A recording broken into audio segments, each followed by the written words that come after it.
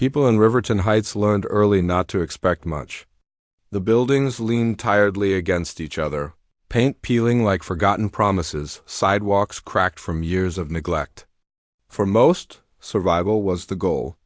Dreams were considered luxuries. But for Amara Johnson, dreams were oxygen. Without them, she felt she would suffocate. Amara grew up in a small apartment above a closed-down grocery store.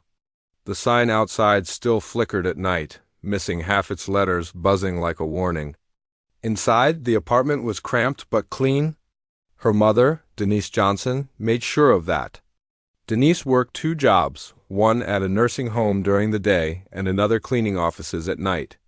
She walked with tired feet and carried exhaustion in her shoulders. But her eyes never stopped watching her daughter. "Education is your way out," Denise used to say, pressing Amara's school books flat on the kitchen table. "Not luck. Not shortcuts, education." Amara listened. Not because she was told to, but because she saw the cost of not listening. She saw her mother come home past midnight, hands smelling of bleach, back aching, eyes heavy. She saw neighbors with potential fade into routine, their dreams buried beneath unpaid bills and broken systems. She promised herself she would be different, not better than them, but Free. School was both refuge and battlefield. Amara was brilliant, but brilliance didn't protect her from whispers. Teachers mispronounced her name, classmates assumed she was loud before she ever spoke, and expectations were always lower than her abilities. When she raised her hand, she was often overlooked. When she aced exams, people acted surprised. One afternoon in 9th grade, after receiving the highest score in the class on a math test, her teacher smiled awkwardly and said, "Good job, Amara. You must have studied really hard." Amara wanted to say, "I didn't just study hard, I understood it." But she stayed quiet. That was when she learned her first lesson. Sometimes excellence makes people uncomfortable. Money was always tight. There were nights when dinner was toast and tea, and mornings when Amara left for school pretending she wasn't hungry. She took on small jobs, early babysitting, tutoring, helping elderly neighbors with groceries, anything to lighten her mother's load. Denise never asked her to, but Amara knew. At 16, Amara won a citywide academic competition. The prize was a small scholarship and a certificate. The ceremony was held in a downtown auditorium far from Riverton Heights. Denise wore her best coat, even though it was worn at the elbows. When Amara's name was called, Denise cried quietly in her seat. On the bus ride home, Denise held the certificate like it was made of gold. "This," she said softly, "is the beginning." But beginnings are rarely gentle. College acceptance letters came with excitement and fear. Amara was accepted into a respected university on partial scholarship. The rest of the cost looked impossible. Financial aid forms were confusing, deadlines overwhelming. Denise wanted to take out loans, but Amara refused to let her mother drown in debt for her dream. "I'll work," Amara said. "I'll figure it out." College was a shock. The campus was beautiful, green lawns stretching endlessly, buildings that looked like they belonged in movies. But Amara felt invisible and hypervisible at the same time. She was often the only black woman in her lectures. Group projects left her ignored until someone needed her ideas. Social events felt like foreign countries where she didn't speak the language. She worked 2 jobs, while studying full-time, one in the library and one at a cafe off campus. She studied late into the night, fueled by cheap coffee and stubborn determination. There were moments she wanted to quit.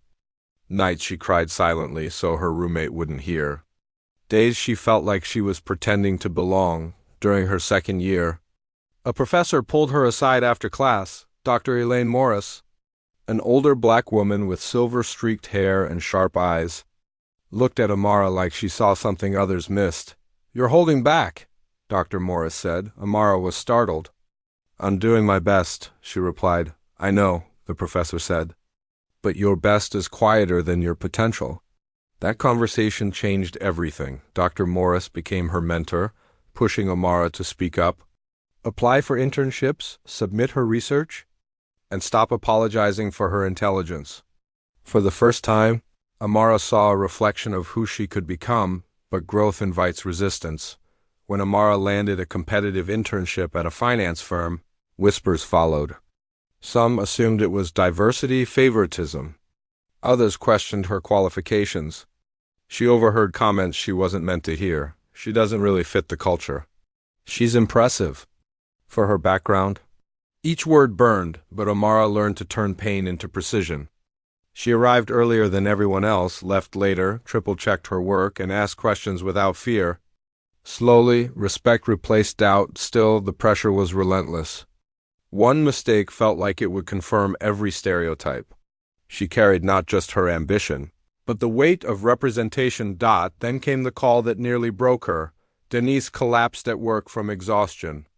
Hospital bills followed. Amara sat in a sterile waiting room, hands shaking, wondering if chasing success had cost her the one person who mattered most. "I'm okay," Denise whispered later, squeezing Amara's hand. "You don't stop now. You finish." That night, Amara made a silent vow. Success would not just be survival, it would be impact. By graduation, Amara stood taller, stronger, forged by struggle. She graduated with honors, no debt, and a job offer waiting. When her name was announced on stage, she spotted her mother in the crowd. Standing this time, clapping with pride, Amara didn't smile. She breathed, because she knew this was not the end. It was only the foundation. Amara didn't stay to celebrate long after graduation. While others took photos and planned trips, she felt a quiet urgency pulling her forward.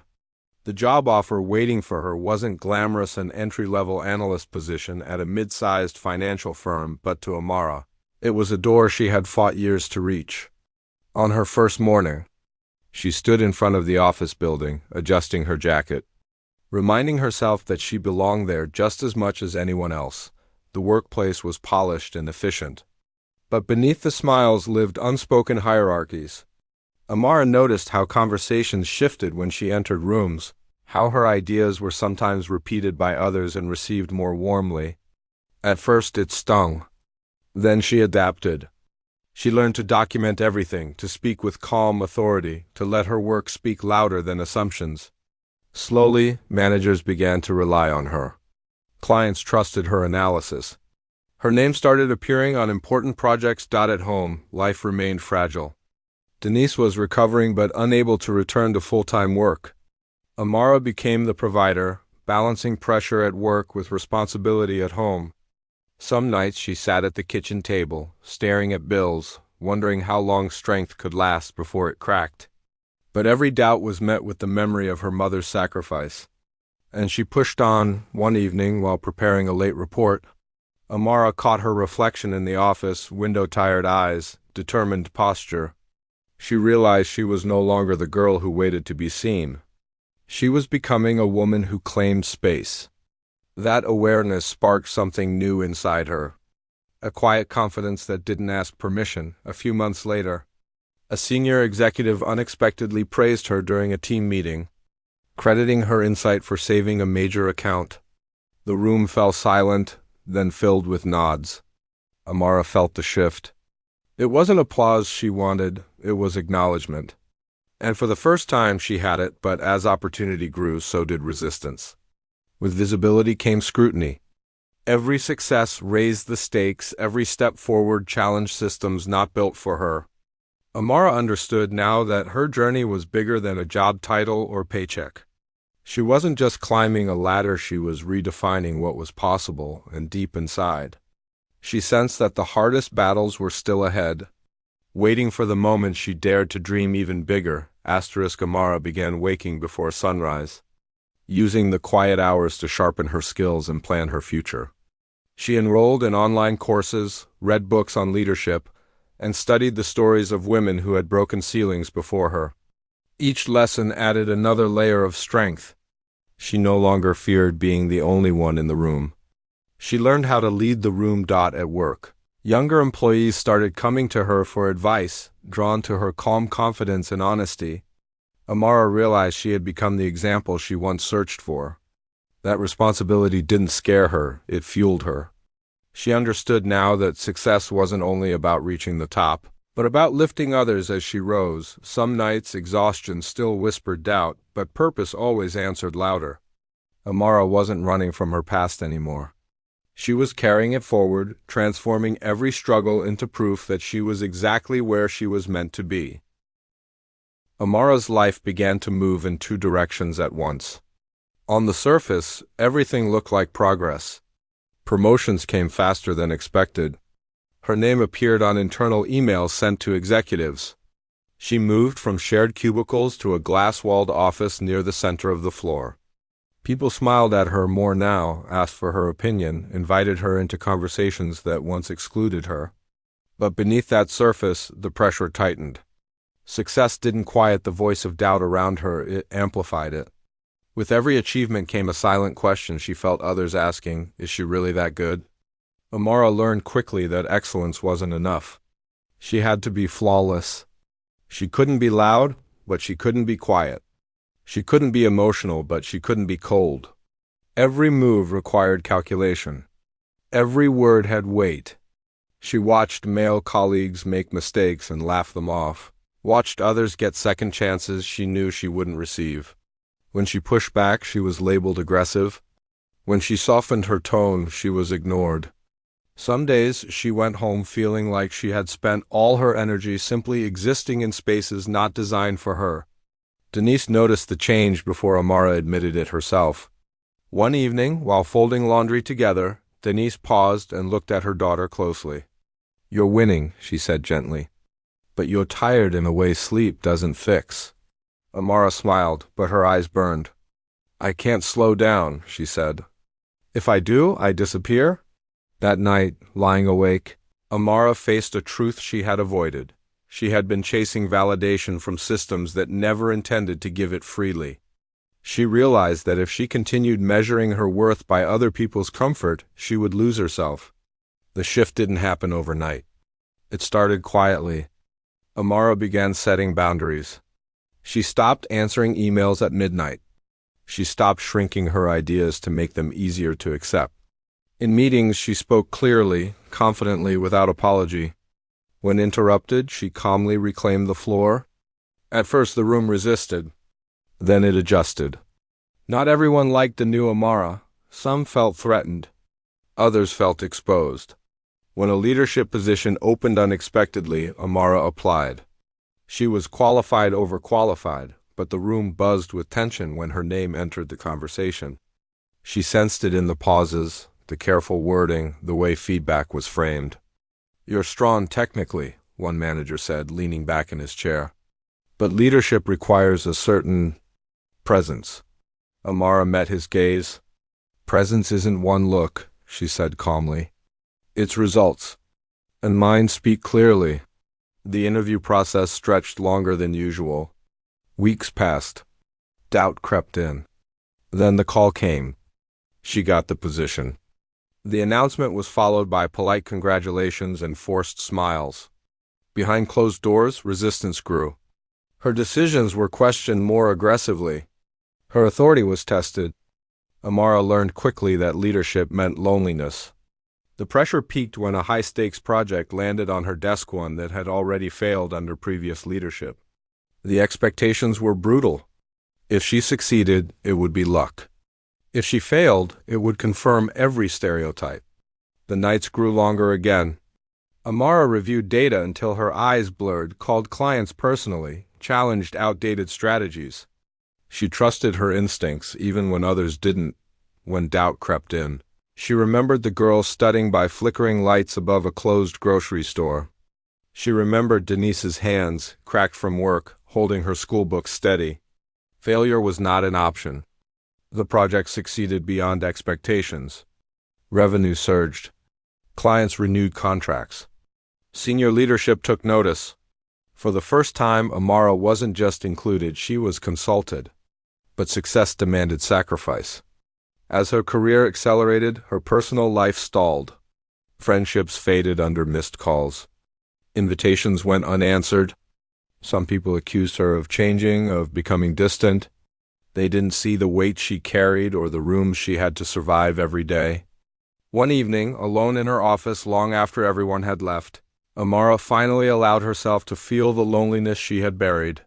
She stared at the city lights outside the window and asked herself a question she had avoided for years. What does success mean if it costs me everything else? The answer didn't come immediately. It arrived slowly, through moments of clarity, through mentoring a young black intern who reminded her of herself, through speaking at a community event and watching young girls listen with wide eyes, through realizing that her presence in spaces like this mattered far beyond her paycheck. Amara began investing in people, not just performance. She created opportunities for others, recommended voices that were often ignored, challenged biased decisions even when it made rooms uncomfortable. Some colleagues warned her to be careful. She smiled. Careful had never changed anything. Resistance intensified. A complaint was filed against her leadership style, vague, unsubstantiated, but damaging enough to shake her confidence. For the first time in years, fear returned full force. She wondered if everything she built could collapse because she dared to lead differently. During the review process, Amara stood firm. She presented facts, feedback, and results. She refused to apologize for being effective. The complaint was dismissed. That moment marked a turning point. Amara understood now that power didn't come from acceptance, it came from self-definition. She started thinking bigger. Not just about climbing higher, but about ownership, about building something that reflected her values, about creating spaces where brilliance didn't need permission to exist. The idea scared her. Leaving security always does, but fear no longer controlled her decisions. It informed them. One evening, sitting across from Denise at the same kitchen table where dreams were once whispered, Amara shared her vision. I want to build something of my own, she said. Something that opens doors. Denise reached across the table and held her hand. You already are, she said softly. Now you're just choosing how. As Amara looked ahead, she knew the next chapter would demand everything she had become. The stakes would be higher, the risks greater, the resistance louder. But this time, she wasn't asking for space. She was creating it. And the world was about to feel her impact. The decision stayed with Amara long after that conversation, echoing through her days and nights like a steady drumbeat. At work, she moved with the same precision as always, but inside her mind, a new blueprint was forming. She paid closer attention to the gaps in the system, the overlooked clients, the untapped talent, the ideas dismissed because they didn't fit traditional molds. Where others saw limitations, she saw opportunity. She began saving aggressively, turning down small luxuries without regret. Every dollar became a vote for her future. She spent weekends drafting plans, researching markets, and reaching out quietly to people she trusted. Some were enthusiastic, others cautious. A few warned her that walking away from stability was reckless. Amara listened, thanked them, and kept moving. She had learned that fear often disguises itself as advice. The moment of truth came during a leadership meeting when her proposal, carefully prepared, backed by data, was dismissed without discussion. As the conversation moved on, something inside her settled. Not anger, clarity. She realized she no longer wanted to fight for permission inside rooms that refused to hear her. That evening, she stayed late, packing away personal items from her office. The city outside glowed, indifferent but familiar. She wasn't running away. She was stepping forward. When she handed in her resignation weeks later, reactions ranged from disbelief to quiet admiration. Some asked where she was going next. I'm building, she said simply. The early days were humbling. There was no corner office, no assistants, no guarantees. Just Amara, a small workspace, and an uncheckable belief. Doubt visited often, but so did determination. Each challenge strengthened her resolve. She knew now that success wasn't a destination, it was a decision made daily. And with every step into the unknown, Amara felt closer to the woman she had always been becoming. The first year of building her own company tested Amara in ways no corporate battle ever had. There was no applause, no safety net, no clear path. Every decision carried weight. Every mistake landed directly on her shoulders. Some mornings she woke up filled with purpose. Other mornings, doubt sat heavy on her chest, whispering that she had walked away from certainty for a dream too fragile to survive reality. Her workspace was small, tucked into a converted office building with thin walls and flickering lights. The furniture was secondhand. The coffee was cheap. But the vision was rich. Amara named her firm Horizon Bridge, a reflection of what she intended to build: pathways where walls once stood, opportunities where access had been denied. At first, clients were slow to come. Emails went unanswered. Pitches were declined politely, then ignored. People asked about her background with thin smiles, questioned whether she could handle large-scale projects alone. Some offered partnerships that sounded supportive but demanded control. Amara declined them all. She had not left one system of limitation to recreate another. Money became tight. Savings shrank faster than expected. There were nights when Amara sat alone, staring at spreadsheets, calculating how many months she had left before reality would force her to quit. Pride told her to stay silent. Survival told her to ask for help. She chose survival. Amara reached out to former colleagues, mentors, and community leaders, not begging, not apologizing, just telling the truth about what she was building and why it mattered. Some doors remained closed. Others opened just enough to let light in. A small contract came through. Then another. Enough to breathe. Enough to continue. The breakthrough arrived quietly.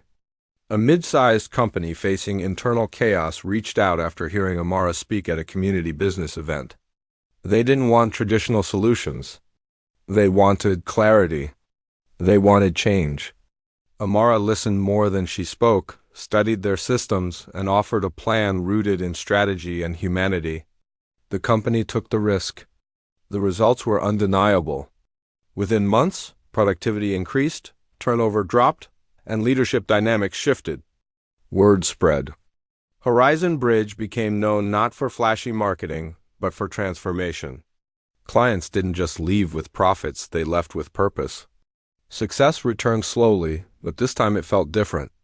It wasn't borrowed or conditional. It was earned on Amara's terms. With growth came responsibility. Amara hired her first employee, then her second. She was intentional about who she brought in: people who valued integrity over ego, collaboration over competition. The office grew warmer, louder, alive with possibility. Amara watched something she had only imagined come to life. But even now, resistance followed. Investors circled, curious but cautious. Some wanted her story more than her vision. Others wanted to reshape her company into something more familiar, more comfortable. Each meeting tested her resolve. One afternoon, after a particularly dismissive pitch meeting, Amara sat alone in her car, hands gripping the steering wheel, breath shallow. Old doubts resurfaced. Was she pushing too hard against systems too big to change? Was this fight worth the cost? Her phone buzzed. It was a message from the intern she once mentored, now leading a project of her own. "I just wanted you to know," the message read. "Watching you made me believe I could do this too." Amara closed her eyes. The doubt loosened its grip. She understood then that success wasn't measured by how high she climbed, but by how many people rose because she existed in the space she claimed. Denise's health improved over time, and Amara insisted her mother slow down. For the first time in decades, Denise rested without guilt. She attended Amara's speaking engagements, sitting in the audience with quiet pride, watching her daughter command rooms once closed to them both. At one event, a young girl approached Amara afterward, eyes wide, voice trembling. "I didn't know someone like me could do this," she said. Amara knelt to meet her gaze. "Someone like you can do anything," she replied. Years passed. Horizon Bridge expanded into new cities. Amara turned down acquisitions that didn't align with her mission. She partnered with organizations that prioritized equity, sustainability, and long-term impact. Her name began appearing in places she once only studied: panels, publications, boardrooms. Yet she never forgot where she started.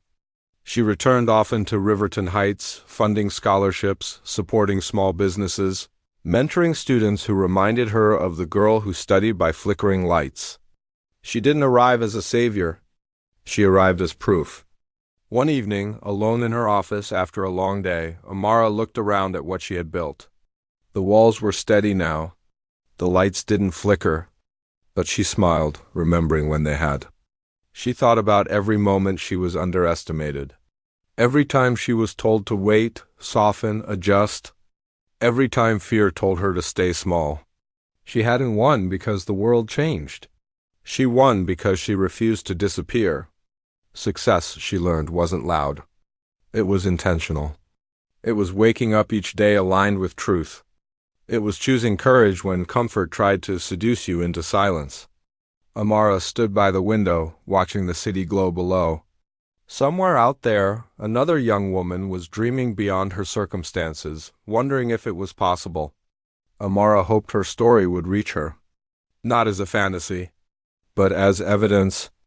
Because the most powerful thing a black woman can become in a world that doubts her is undeniable. And Amara Johnson had become exactly that. The end wasn't an ending at all. It was a legacy in motion.